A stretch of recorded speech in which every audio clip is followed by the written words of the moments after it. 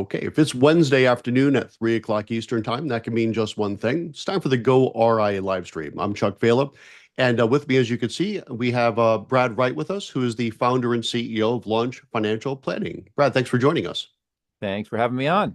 All right, well, I appreciate you taking some time here on Thanksgiving Eve as we get ready for our various travels and all. And as those of you in the audience probably know, these Wednesday afternoon little live streams, what I like to do is focus some attention on what's new on www.goria.com. And as you probably have already gleaned, we have a podcast that just dropped this morning that I recorded a few weeks ago with Brad. So Brad, why don't you tell the folks what we talked about and why should they go to the website to listen to the full thing? Yeah. It's funny. The tables are turned. I'm usually the host, and this That's right. time I'm the guest. And so I went RIA, 4.5 years ago.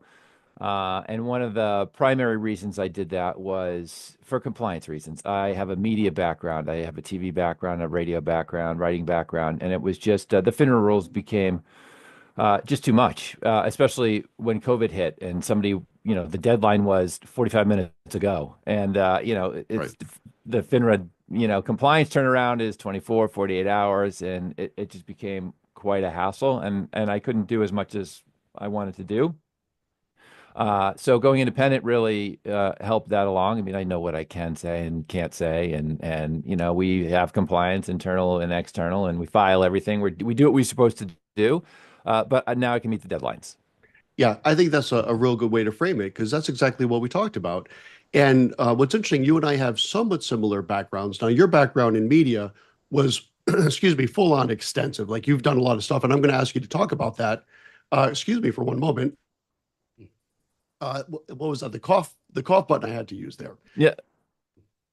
Little media jargon.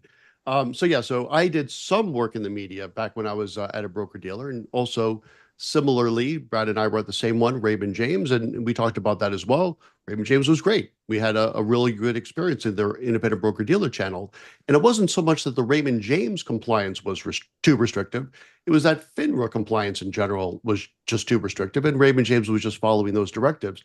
But I was one of the media what was it? What was it called? The media, no, the money pros for the New York Daily News.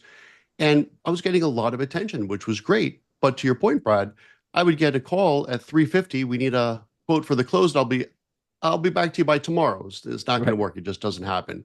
No. Why don't you let's use this as a pivot point. What was your background in media, which was really something? And then when was the point where you were like, this is not going to work anymore. I need more freedom in what I could say and do. Yeah, well, my media background was before my financial planning Yeah. background. So I started, right out of college and ended up essentially in Los Angeles hosting a daily afternoon radio show.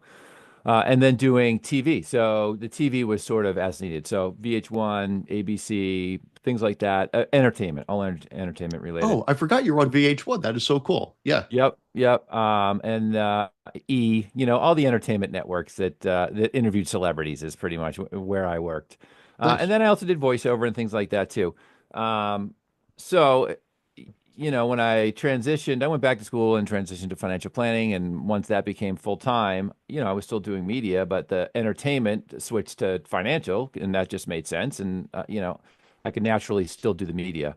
And in the beginning, it was fine. In the beginning, it was every once in a while, either I'd write an article or get quoted, or maybe there'd be, some local TV that wanted to do sort of a financial planning story, which they plan. It doesn't need to be live. It's, a week or two Right. ahead of time, so that's fine.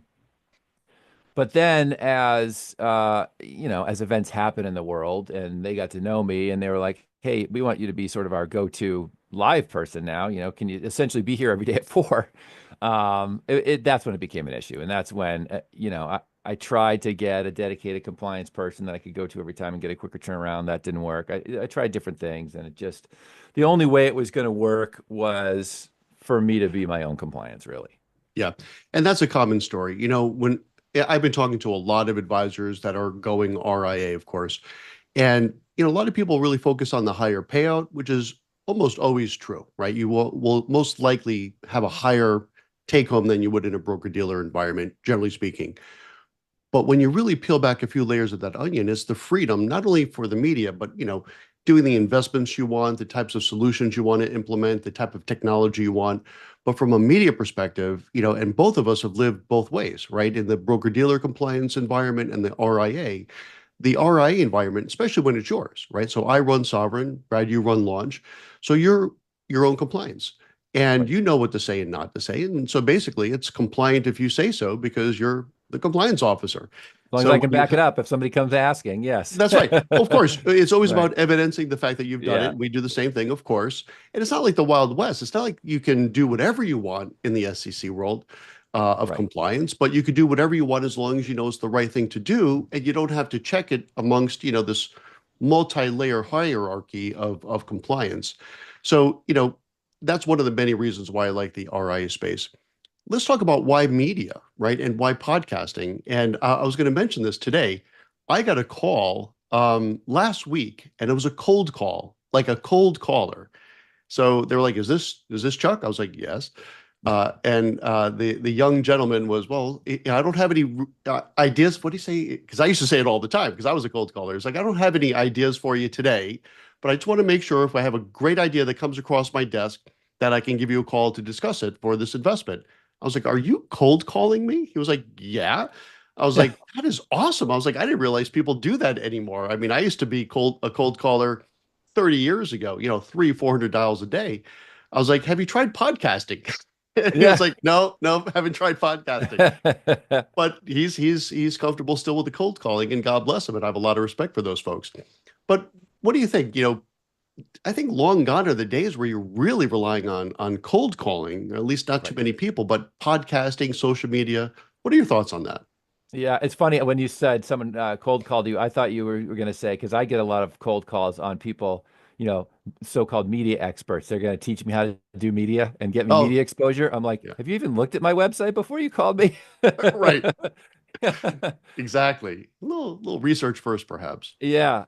Look, it helps when you're out there as an expert. If you're on TV and you're on radio and you're on podcast and you're writing and you come across someone who's interested in you being their advisor, the first thing they're going to do is search you. And if Yeah, they see a background on you and stories on you, and where you're the expert, they're going to have more faith in their choice as opposed to, I mean, there are still people out there that don't even have a website. So you go to search somebody and they're gonna be like, yeah, I'm not so sure about this person.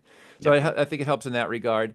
It does help in marketing to some, they help in different facets, right? I mean, you would think, oh, being on TV all the time, you must get a ton of calls. I get the least calls from television. Um, and I think maybe, they're like 90-second clips. Maybe it's on in the background. Somebody's doing something else at home. I get more calls from the audio, the radio, and the podcast because I think those audiences are captive audiences. They're choosing to listen. They're in the car for a half hour or whatever it is, and they're really tuned in, and it really helps. yeah. I remember you said that on the podcast, and I was like, "Wow, radio. That's nothing I really thought of." But it seems like you've gotten some good traction with that. We only have a couple minutes left, but maybe you want to let's close this off on your experiences on radio and how effective you're seeing it today.